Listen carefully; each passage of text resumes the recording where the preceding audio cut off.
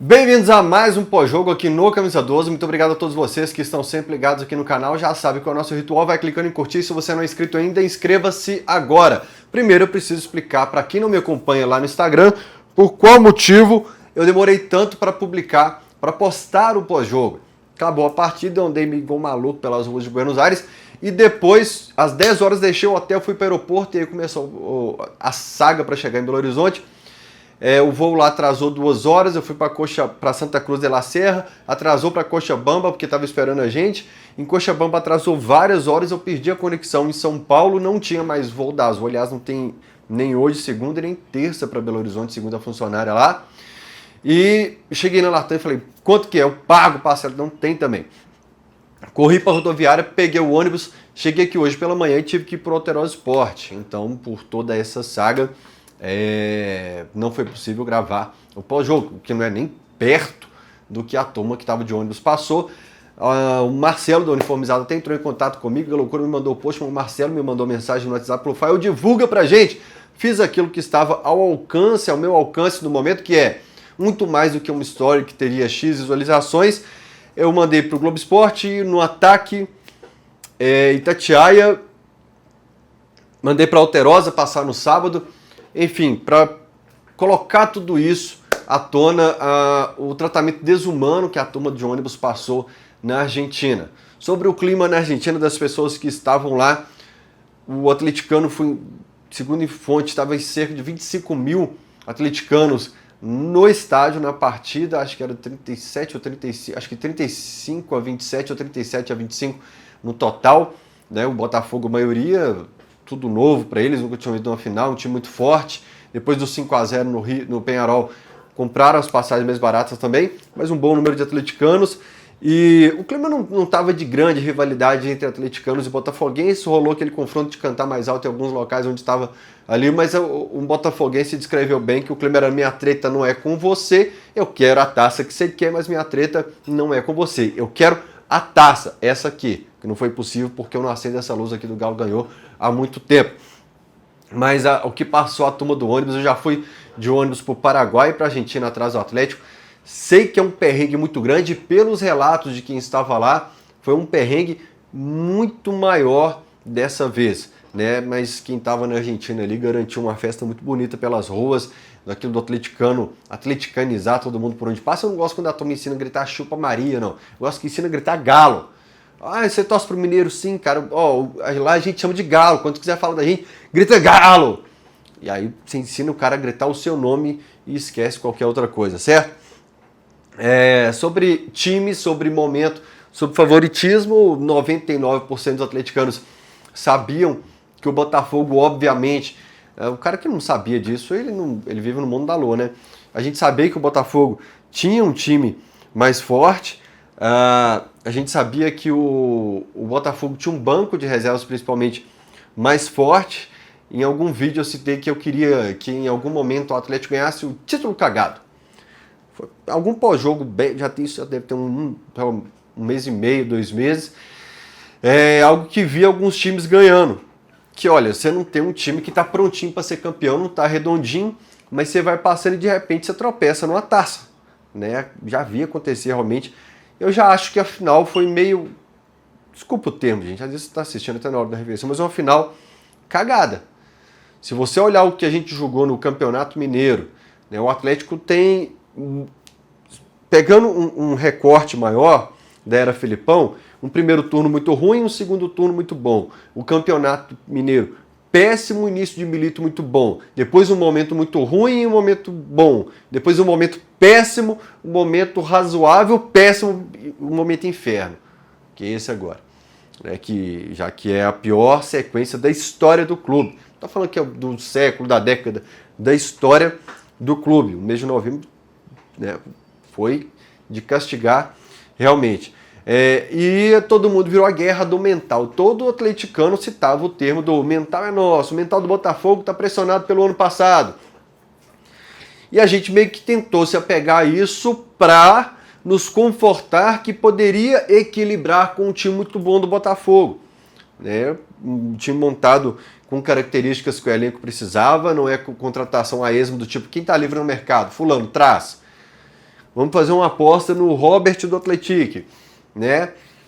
Quem tá livre no momento? O Atlético, de 2 anos e meio para cá, tem muito disso. Quem tá livre agora? É um cara que já passou por aqui, a gente conhece, traz. Mas é o que a gente precisa, não sei, traz.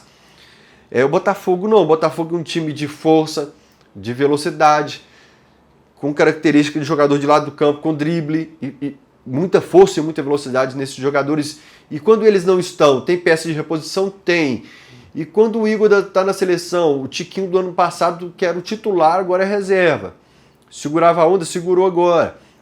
Então um elenco muito bem pensado, ao contrário do Atlético, meio que renova porque um cara já está aqui, né, que faz cláusula de se bater X jogos, a renovação é automática, mesmo que eu não precise desse jogador no ano passado, então existe uma diferença de planejamento aí que pesa lá na frente. Mas a gente usou esse negócio do tempo do mental para se apegar, para ter algo para se apegar no momento. E aí, a verdade é que quem está 11 jogos sem vencer é o Atlético, né? Quem perdeu a final para o Flamengo levantou o primeiro título na Arena MRV, então essa parte mental do Atlético, a nossa cegueira por paixão fez analisar isso de forma diferente, né? E aí nós vamos para os resultados, que é o resultado de, quer ver, ó, para onde que eu caminhei isso aqui? Aqui, achei. Repito eu, a pior sequência da história do clube, né? O Atlético sofreu nesse período que eu vou citar aqui 17 gols e marcou 7. O Atlético perdeu para o Inter de 3, aí empatou com o River 0x0, perdeu de Flamengo no Maracanã de 3x1, perdeu para o Lanterna já rebaixado o Atlético Goianiense, perdeu para o Flamengo no segundo jogo da Copa do Brasil por 1x0, que poderia ter sido goleada, empatou 0x0 com o Flamengo, que poderia ter sido goleada, perdeu para o Atlético Paranaense lutando contra o rebaixamento, 0x0 com o Botafogo, e a gente teve que comemorar um 0x0 com o Botafogo sem ter chutado no gol, 2x2 com o São Paulo, depois de estar ganhando de 2x0, 3x2 contra o Juventude, lutando contra o rebaixamento, e 3x1 contra o Botafogo, jogando com um a mais desde os 30 segundos de jogo. Se fosse qualquer outro treinador, porque assim, nós precisamos ser claro que no pós-jogo, eu não gosto de dar indireta não. O Milito, ele tem uma defesa maior. Eu entendo que antes da final da Libertadores, a gente pegou mais leve e não dava para trocar. Tipo, trocar agora um cara que eliminou o Fluminense e River Plate é loucura. Então você tinha que, olha, vai. Mas se você agora, com qualquer treinador, tendo esse número em mãos, e eu vou pegar um específico, o Luiz Felipe Scolari, para pegar um brasileiro, já que está tendo pouco brasileiro por aqui, mas se fosse um treinador brasileiro, né, ele seria muito pressionado. Os treinadores brasileiros usam isso. Olha, a vida do gringo aqui é mais fácil, porque a cláusula é alta, a paciência com ele é muito mais alta, e o Milito hoje, ele tem argumentos pró e contra. Ele fala, olha, primeiro que eu não montei esse elenco, eu não tive pré-temporada. Eu levei vocês em 2 finais com esse elenco limitado aqui. Eu passei alguns jogos com 12 desfalques, tendo um DM cheio, jogadores convocados, jogadores que não estavam podendo ser inscritos ainda, e levei vocês para 2 finais. E o Milito agora tem argumentos que pesam contra ele. Estar entre as piores defesas do campeonato, mesmo com o time alternativo não esboçar reação alguma contra Cuiabá, Atlético Goianiense, que já são os 2 rebaixados, perder pontos para esses times lá da parte baixa da tabela, mas fazer partidas patéticas como foi contra o Atlético Goianiense. Porque quando você argumenta, tem muita gente que... É basicamente o que acontece na política brasileira, né? Os dois lados. Eu vou exaltar demais, quando eu gosto de um cara aqui, eu vou exaltar demais e ignorar os erros aqui, o outro de cá, eu vou bater pra caramba e não vou perceber o que tem de positivo. Eu tento não fazer isso na vida, mas o Milito tá apresentado os argumentos aqui. O Milito tem a pior sequência da história do Atlético, mesmo com o time alternativo ele não conseguiu esboçar nada contra times já rebaixados, uma defesa que está entre as piores defesas, não sei se eu já falei isso, entre as piores defesas do campeonato, um time que poderia ter sofrido goleadas ainda piores agora, se não fosse o Everson, porque era a principal esperança do atleticano na final do campeonato, porque nos poupou de goleadas históricas contra um rival histórico também. Então pesa sim uma análise de permanência do Milito para o ano que vem. O Atlético pode ficar numa zona morta de Campeonato Brasileiro, não ir nem para a Sul-Americana, e o pior pode acontecer também, que é muito difícil, tem que ter muita combinação de resultado, mas o Atlético chega na penúltima rodada do Campeonato Brasileiro lutando para não cair. Tem que pesar sim na avaliação quando for decidir pelo treinador no ano que vem, e tem que decidir rápido, porque senão o outro vai usar o mesmo argumento que não foi ele que planejou o elenco e tal, que é o amuleta de vários, quando tá mal vai usar várias e várias muletas, né? São 11 jogos, 7 derrotas, 4 empates, nessa defesa que é ridícula. O problema é que foi amenizado depois da derrota para o Fluminense no Mineirão pelo Campeonato Brasileiro, e de repente parece que você achou que tinha colado o osso, era um band-aid, era um pano que estava amarrado ali, segurando a situação, né? Vamos falar do jogo já então. Já entrando na expulsão, que fui já que aos 30 do jogo, a gente já começa o pós-jogo nisso aí. Qual time perdoaria o Atlético em um jogo que você dá a vida dentro de campo, um jogo decisivo, jogando com um a menos desde os 30 segundos da partida? Não importa qual é a equipe, pode ser esses que eu citei aqui, Juventude, Atlético Goianiense, Cuiabá, o Atlético passaria um sufoco desgramado jogando 90 minutos. Estava focado em outras competições, o Botafogo está dando a vida a cada jogo. 4 dias antes estava destruindo o Palmeiras na Arena MRV também. Então, assim, eu até perdi, tá falando da expulsão. Você desperdiçar essa chance que a vida te dá, você não pode reclamar, porque senão depois você vai criar um roteiro lá na frente que não foi campeão porque o árbitro não deu pênalti no Everson. Meu amigo, a vida tentou sorrir para você. O Botafogo do zagueiro machuca. O Botafogo do zagueiro. O zagueiro do Botafogo machuca uns dias antes. Você tem uma expulsão com 30 segundos. Você tem seu atacante na cara do gol. A vida te deu motivos para você fazer o seu papel. E você desperdiçou essa chance, cara. E nenhum time desperdiça essa chance contra o Atlético. Quando tá cara a cara com o gol, os adversários são cruéis. O Juventude, que tá lá na parte de baixo, se ele tem 3 chances no jogo, ele vai marcar gol. Ele vai conseguir vencer o jogo.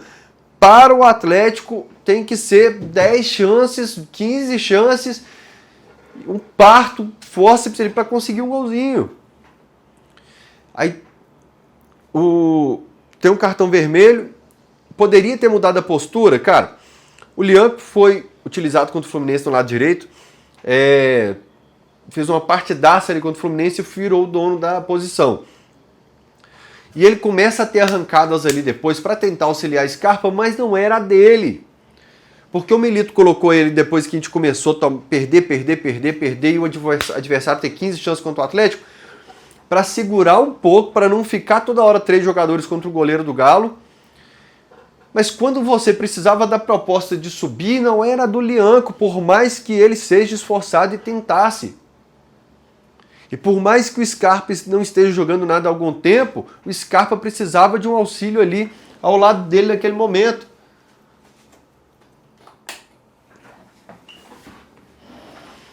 Então o Batalha leva um cartão amarelo ali no início, aos 20 minutos, para não ficar feio na final da Libertadores, para não queimar o cara.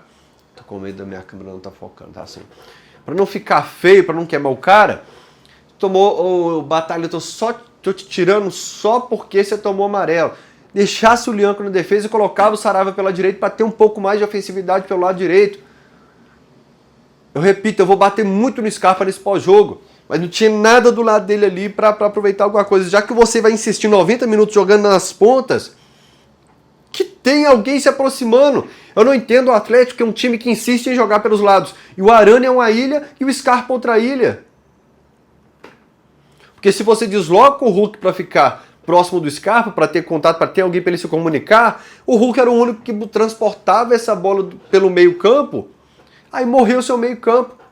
Já um botafoguense falou assim, cara, vocês têm os caras bons no seu time, né? Mas não tem ninguém que arma e cria no meio, não tem ninguém para carregar essa bola. Gente, eu juro, por essa taça aqui, ó. O cara falou no voo comigo, falou assim, cara, é um buraco que existe no meio do Atlético, né? Que se você trava do lado ali, acabou o meio campo. Por quê? Eu falei, por quê? por quê? Ficou por quê? E eu, por quê? Porque eu não sabia responder, cara. Aí a solução é colocar o Hulk pelo lado do campo. Em momento algum pode-se cogitar trazer o Scarpa um pouco mais para dentro, porque o treinador enxerga ele só lá e ponto final. Se tirar ele dali, o treinador não consegue enxergá-lo mais. Então a vida deu, eu acho, pelos cartões que você tinha, e no intervalo o Lian recebeu o amarelo ali também, né? Eu acho que dava para mexer, ele opta pelo Mariano, que é o melhor em campo, disparado pelo lado atleticano. Mas já que o gol foi no primeiro tempo, eu preciso falar. O gol do... Quem que nós pegamos ali que eu reclamei pouco antes do Juventude? Juventude que eu falava, o Otávio, ele assiste o Igor Rabelo, Bruno Fux contra o Juventude. Eles têm a característica de chegar, foi o pai do Jordão da Rastagalo até que falou assim, observa no jogo hoje, foi dito e feito.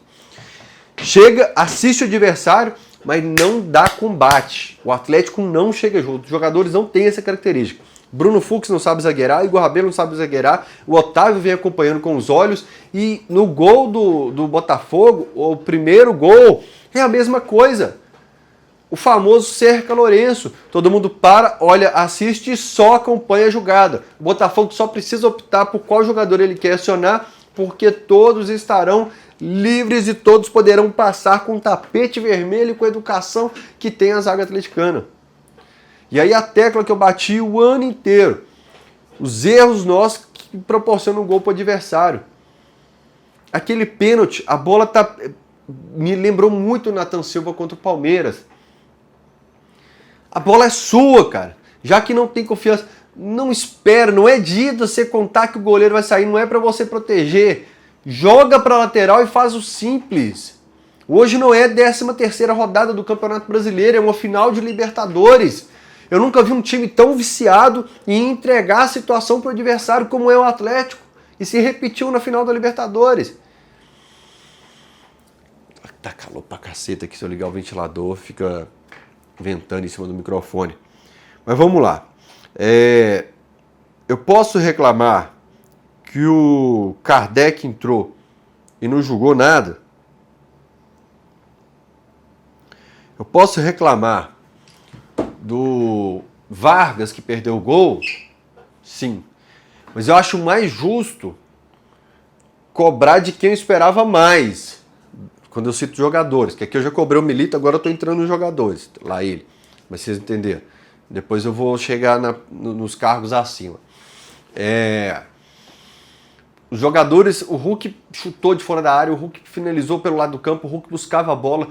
Quando ele começou a querer reclamar da arbitragem, ele parou e voltou pro jogo, que era a minha preocupação naquele momento, ele começar a reclamar da arbitragem e perder o foco, como a gente conhece bem esse cenário.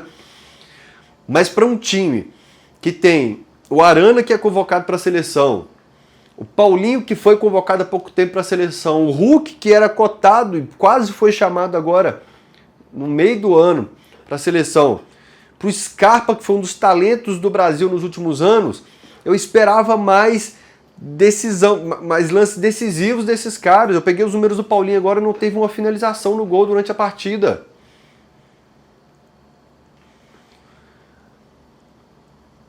Não vou nem citar o Zarate e o Bernardo agora por enquanto, mas já chego lá. Mas desses caras que eu considero, por que eu tô cobrando deles? É porque eu confio neles, eu sei que eles jogam bola, não tá sendo de uma forma ofensiva. Eu tô falando que esses caras têm potencial para entregar muito mais. Infelizmente, você pega os lances de assistências, gols, por exemplo, do Scarpa nos últimos meses, né? Vamos lá aqui, ó. Assistências do Scarpa em setembro a outubro. O Scarpa deu uma assistência em setembro, um em outubro, nada mais. Gols do Scarpa, um em abril, um em junho, um em julho, um em setembro. Para um cara que joga lá na frente pegando a bola com muita qualidade, cara.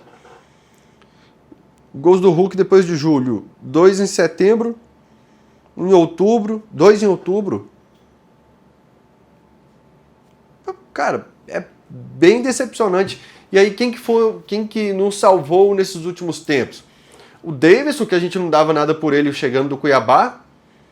O Allan Kardec, contra o Flamengo, que nos deu alguma esperança naquela situação. E o Mariano, que foi o melhor em campo na final da Libertadores, cara. Ah, valeu. Obrigado, Mariano. Mas eu esperava isso desses caras que fazem se olhar pro time atleticano e falar, é um time de respeito, porque tem fulano, fulano e fulano. O Scarpa e o Arana eu citei nominalmente lá no Lateral Esporte na semana passada pela decepção de desempenho contra o Flamengo e falava, olha, se eles começarem, se eles jogarem o que sabe contra o Botafogo, a gente começa a equilibrar as coisas. O Botafogo é forte pelos lados, eles estão por ali. De repente os caras do Botafogo não vão poder subir tanto porque sabem do poder ofensivo desses dois lá na frente. Mas não, mais um jogo muito apagado dessas duas peças. Como eu falei aqui dos números do Paulinho. Depois do Mariano, acho que foi o Hulk do Galo, foi o cara que mais tentou, né? Aí vamos para as substituições do Atlético. Você coloca Mariano, Kardec e Vargas. Mariano, Kardec e Vargas. O outro foi o Bernard. O Bernard, vou falar desses três primeiro. Mariano, Kardec e Vargas. Nenhum dos três vai ficar em janeiro. Presta atenção agora. Larga o celular. Foca aqui. Atenção. O clube entende que esses três jogadores não permanecerão do ano que vem. O clube analisou e falou assim, olha, Kardec está aqui desde julho de 2022, não fez nada. Esse ano eu precisei do Mariano em umas situações, eu improvisei o Bruno Fux, improvisei o Lianco. Mesmo quando o Saravia estava no nível baixo, eu não cogitei colocar o Mariano. Teve jogo que eu perdi meu lateral direito, não tinha ninguém, eu improvisei, mas não coloquei o Mariano. Foi o melhor em campo, Fael, mas tudo bem, a partir de janeiro ele não está no clube. E você utiliza três jogadores, você acha que não tem condição mais de estar na sua instituição, você depende deles para a final da Libertadores da América. Não é meio contraditório, não é meio irônico, não é triste, depressivo? É, cara.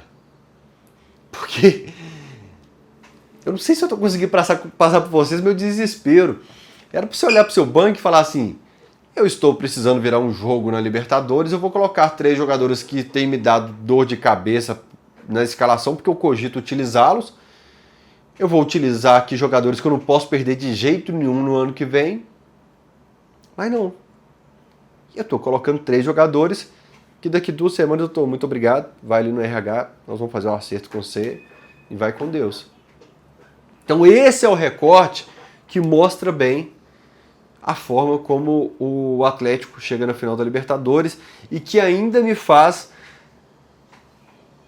apagar um pouco da raiva do Milito nesse momento e tentar enxergar uma luz para ele na temporada seguinte.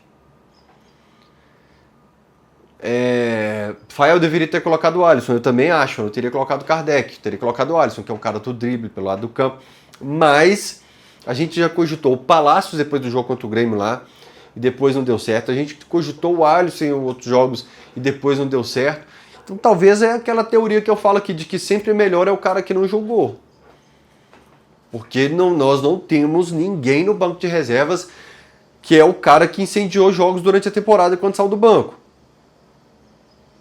O Neto Berola de 2010, 12, o Luan de 2013, 14, 15, o 12º jogador que você tem para mudar uma partida.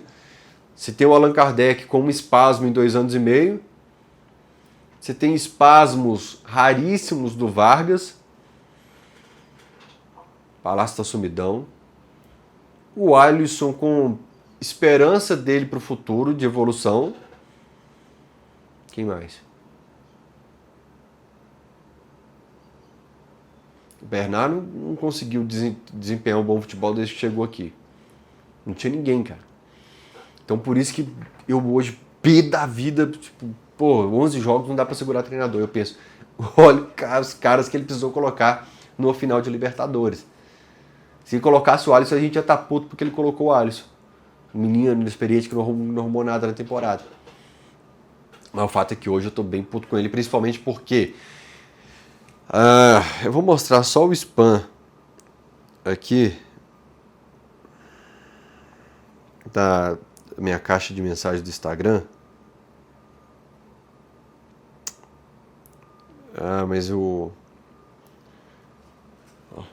isso aqui o dia inteiro, ó. Ó, é mensagem. Tudo nas últimas 24 horas, ó. Não deu 24 horas ainda não. Então é muita mensagem. Normalmente eu abro, curto alguma ali, pronto. E muito cruzeirense me xingando bastante. Tinha um cara que falou assim: Fael, nós saímos do galo doido pro galo caranguejo. E é isso, cara. O adversário te dá campo, às vezes, pro seu contra-ataque. O Atlético dá campo pro adversário ter contra-ataque. O adversário fala: ao gol lá, ó. Juventude vira, pega a bola, ao gol lá, ó. Fux erra a saída, o Atlético Goianiense fala: ó, ao gol lá, ó. Adversário dá campo pro Atlético, o Atlético. Ao Everson lá, ó. Pum! Scarpa dominou a bola com o campo. Ao Vera aqui. Ao Arana lá. Ao Batalha aqui. Ao Scarpa lá. Ao Galo caranguejo, cara. É triste. Botafogo bloqueou o lado daqui. Não tinha ninguém pelo meio. E aí nos amarrou totalmente. Infelizmente. Eu tô conversando tanto com o Atlético nos últimos dias que eu não sei mais se eu conversei com os outros no Lateral Esporte ou aqui. A questão do adversário ter chance desse período que nós estamos aí sem ganhar os jogos, nós sofremos 17 gols e marcamos 7. Pega esse período, olha quantas chances você desperdiçou tendo bolas que não são tão difíceis assim de marcar.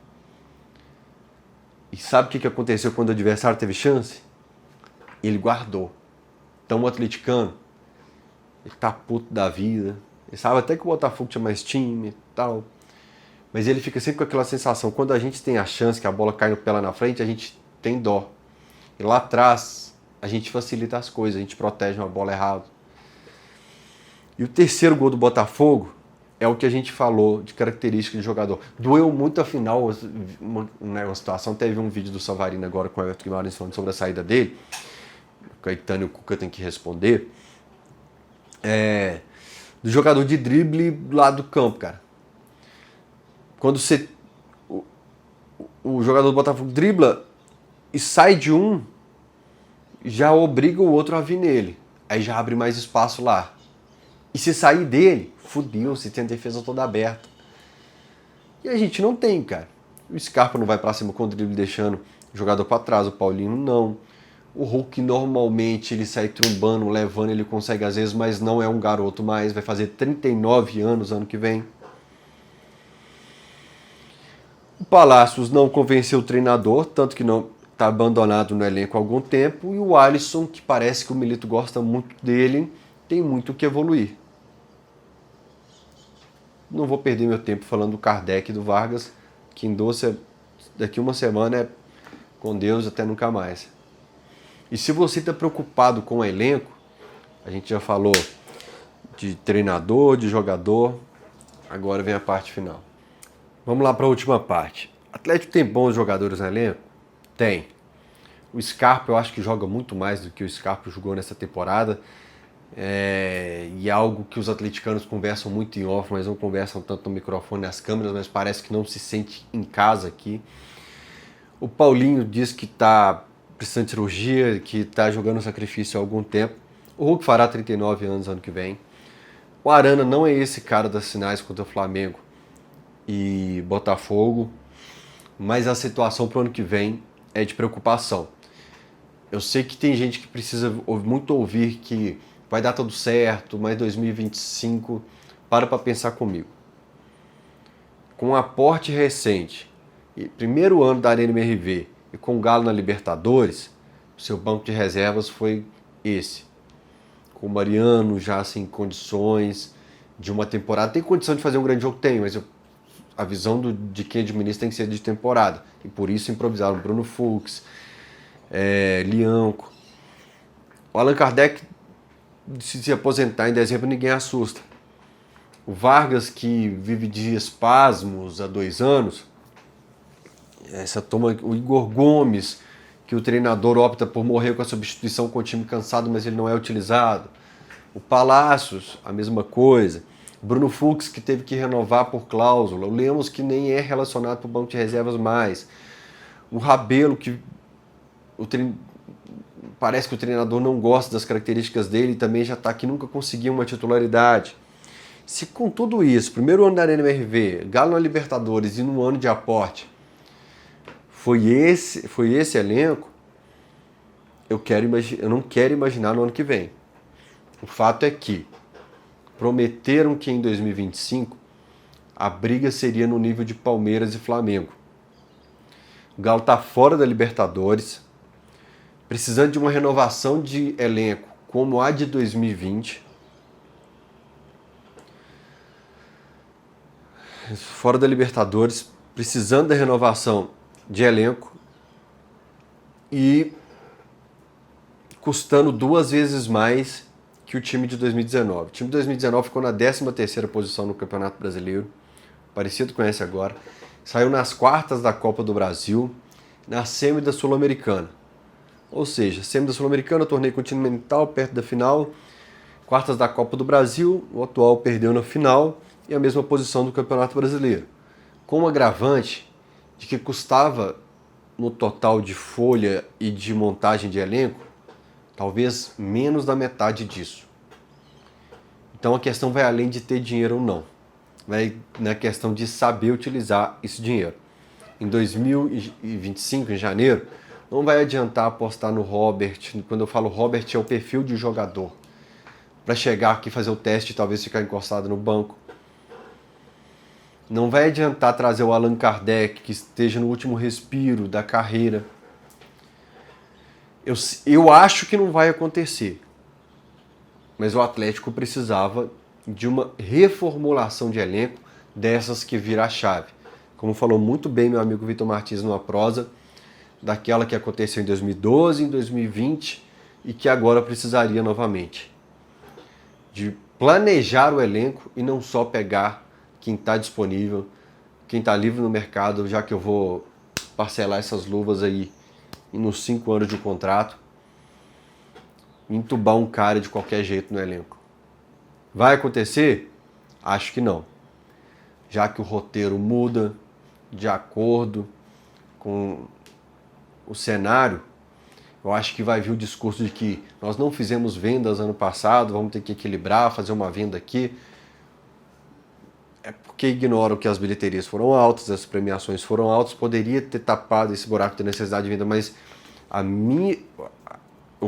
a forma como eu vejo hoje é que nós teremos um time, um elenco inferior ao que foi esse ano. Eu não posso mentir para quem está do outro lado, falando, mas no ano que vem a gente precisa disso. Precisa. Mas conhecendo o que está acontecendo aqui há algum tempo, precisou da gente ficar 1 ano e meio sem contratar, entrar em pânico, não ter jogador para completar o banco de reservas, para a gente ir para o mercado. Então, agora, fim de contrato de uma galera, eu tenho medo de quem pode substituir. Eu tenho medo da gente falar assim, nossa, era melhor ter deixado o Kardec, era melhor ter deixado o Vargas. É o meu medo no momento. Uma coisa é certa, a pressão será muito grande, por aquilo que eu falei antes da final do Cruzeiro. Antes da final do Cruzeiro eu falei, a final da Sul-Americana interfere na Libertadores porque isso é futebol. Um pressiona o outro. Como o lado de lá vai gastar muito, eu não sei se o ego do lado de cá vai deixar por isso mesmo, com um time muito abaixo. Mas a única coisa que eu me apego agora é o ego. De ver o lado de lá contratando, um bilionário gastando, e o lado de cá como vai se comportar. É o que eu penso, mas quero fazer vídeo sobre isso depois com elenco, administração e tudo mais, um vídeo à parte para não envolver na final da Libertadores, beleza? Então eu preciso agradecer algumas pessoas que proporcionaram minha ida com a minha esposa para a final da Libertadores. A primeira é a KTO, que foi parceira esse ano do Camisa 12. Eu vou colocar uns outros vídeos no Instagram. Eu sei que não é clima de away e tal, mas foram empresas, eu preciso cumprir com o que eu combinei com essas empresas que proporcionaram a ida para lá, mas queria agradecer a KTO. São 2 rodadas que restam do Campeonato Brasileiro. Você vai lá para se divertir, apostar em quem vai cair, apostar em quem vai ganhar, quem vai para a Libertadores, quem vai marcar gol. Alejandro, artilheiro do Brasileiro. Aliás, se é o Vargas com esse tanto de gol no Brasileiro e em outro time, muita gente ia gostar demais. Mas é gringo. Vai lá na KTO para se divertir. O link está no comentário que eu vou deixar fixado aqui, beleza? Beijo no coração de todos vocês. Até o próximo pós-jogo. Tchau.